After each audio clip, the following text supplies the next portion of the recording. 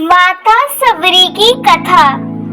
बात भगवान राम के जन्म से पहले की है, जब भील आदिवासी कबीले के मुखिया अज के घर बेटी पैदा हुई थी। उसका एक नाम श्रमड़ा और दूसरा नाम सबरी रखा गया। सबरी की माँ इंदुमती उसे खूब प्यार करती थी।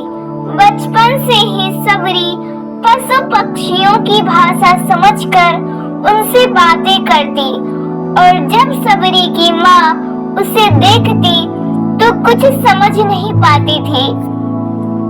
कुछ समय बाद एक पंडित ने सबरी के परिवार को बताया कि वो आगे चलकर सन्यासी बन सकती है। इस बात का पता चलते ही सबरी के पिता ने उसका रिश्ता तय कर दिया। जैसे ही शादी का दिन नजदीक आया, सबरी के घर वालों ने खूब सारी बकरियां और अन्य जानवर घर के पास लाकर बांध दिए। एक दिन सबरी की माँ जब उसके बाल बना रही थी तो उसने माँ से पूछा, इतने सारे जानवर हमारे घर क्यों लाए गए हैं? माँ ने जवाब दिया, बेटी तुम्हारा विवाह होने वाला है, इसलिए हम लोगों ने इनका इंतजाम बलि के लिए किया है। तुम्हारी शादी के दिन ही बलि प्रथा होगी और फिर इनसे स्वादिष्ट भोजन बनाकर सबको परोसा जाएगा। यह सब सुनकर सबरी दुखी हो गई। काफी देर तक सबरी ने उन जानवरों को आजाद करने के बारे में सोचा। सोचते सोचते सबरी के मन में हुआ कि अगर ये जानवर यहाँ नहीं होंगे तो इनकी बलि रुक सकती है। ऐसा नहीं हुआ तो मेरे घर से कहीं चले जाने पर ही यह बलि रुकेगी। जब मैं ही नहीं रहूंगी तब ना विवाह होगा और ना ही बलि प्रथा। इससे मासूम जानवर बच जाएंगे। इसी सोच के साथ जानवरों को रखी गई जगह पर सबरी पहुंची। उसने सोचा कि उन्हें खोल देती हूँ, लेकिन वो ऐसा नहीं कर पाई। उसके बाद सबरी जंगल की तरफ भागने लगी। भागते भागते सबरी ऋषिमुख पर्वत पहुंच गई। वहाँ करीब 10,000 ऋषि रहा करते थे। सबरी को लगा कि वो भी इसी जंगल में किसी तरह ऋषि मुनियों की सेवा करके अपना जीवन जी लेगी। वो चुपचाप उसी जंगल में एक हिस्से में किसी तरह से रहने लगी। सबरी रोजाना ऋषि मुनियों की झोपड़ी के आगे झाड़ू लगाती और हवन के लिए लकड़ियां भी लाकर रख देती।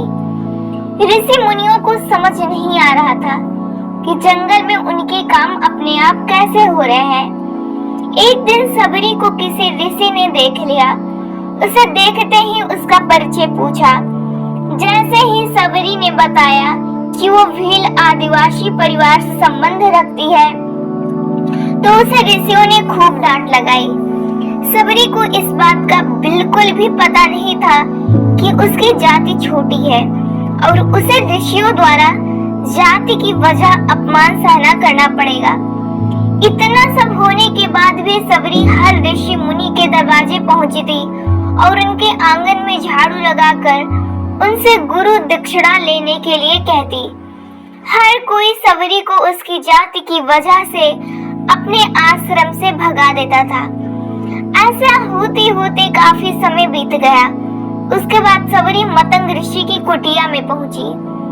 वहां पहुंचकर मतंग ऋषि को सबरी ने बताया कि वो उनसे गुरु दीक्षा लेना चाहती है। उन्होंने खुशी खुशी उसे अपने गुरुकुल में रहने दिया और भगवान से जुड़ा ज्ञान देते रहे।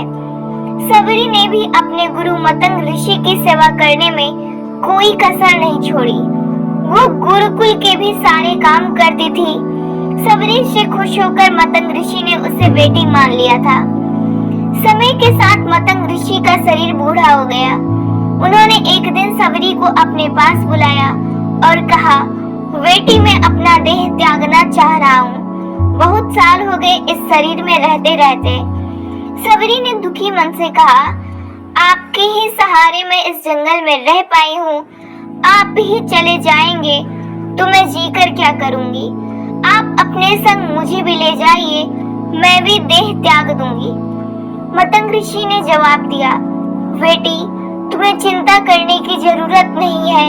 राम तुम्हारी चिंता करेंगे और ध्यान भी रखेंगे। सबरी ने राम का नाम सुनने के बाद पूछा, वो कौन है और उन्हें मैं किस तरह से ढूंढूंगी?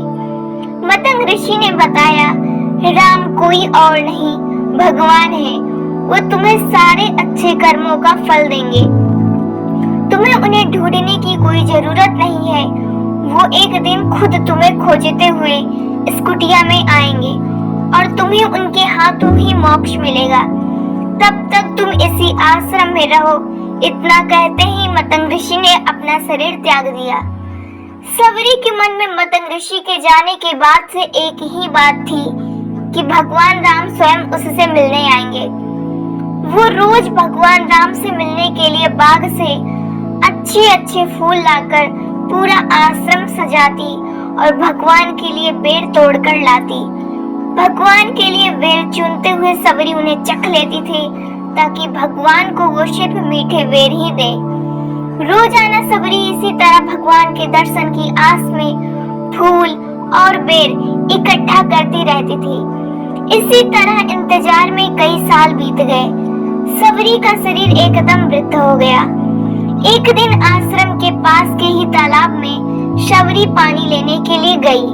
तभी पास के ही एक ऋषि ने उसे अछूत कहते हुए वहां से भागने के लिए कहा और एक पत्थर मार दिया।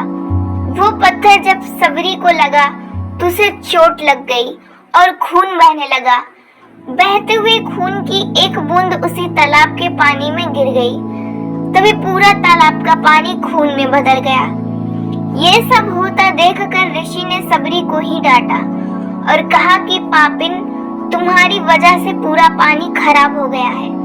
रोज ऋषि उसी पानी को साफ करने के लिए अपनी कई तरह की विद्याओं का इस्तेमाल करते। कई सारे जतन करने के बाद भी कुछ नहीं हुआ। फिर उन्होंने गंगा जैसी कई पवित्र नदियों का जल भी उस तालाब में डाला, फिर भी तालाब का पानी साफ नहीं हो पाया और वो खून जैसा ही रहा। कई सालों तक तालाब के पानी को साफ करने की कोशिश के बाद भी कुछ काम नहीं आया तो ऋषि ने थककर सब कुछ छोड़ दिया। इस घटना की कई सालों के बाद भगवान राम अपनी पत्नी सीता के हरण के बाद उन्हें ढूंढते हुए उसी तालाब के पास पहुंचे। ऋषि मुनियों ने उन्हें पहचान लिया।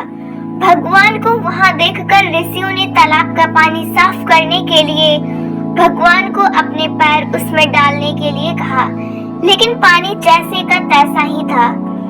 ऋषि मुनियों ने भगवान से भी कई अन्य जतन करवाए, लेकिन वो पानी जस का तस खून जैसा ही रहा। तब भगवान ने ऋषियों से पानी के रक्त में बदलने की कहानी पूछी। तब ऋषि ने सबरी को पत्थर मारने वाली सारी बात बता दी। उसके बाद कहा कि वो महिला ही अपवित्र है, छोटी जात की है, इसलिए ये सब हुआ।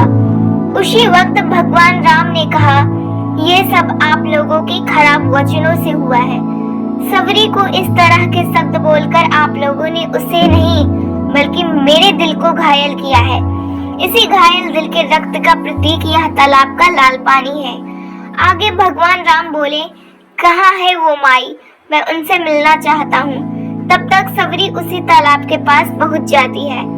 इस दौरान सबरी के पैर को ठोकर लगती है और कुछ धूल उस तालाब में गिर जाती है। तभी सारा पानी साफ हो जाता है। भगवान सबसे कहते हैं कि देखिए, आप लोगों ने क्या कुछ नहीं किया, लेकिन पानी साफ नहीं हो पाया।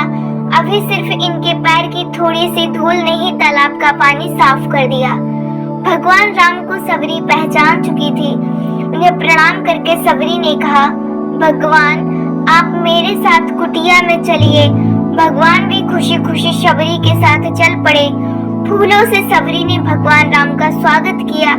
वो सीधे बेर तोड़ने के लिए भाग गई और चख चख कर उनके लिए बेर लेकर आई। उन्होंने बड़े ही प्यार से भगवान राम और उनके भाई लक्ष्मण को बेर दिए।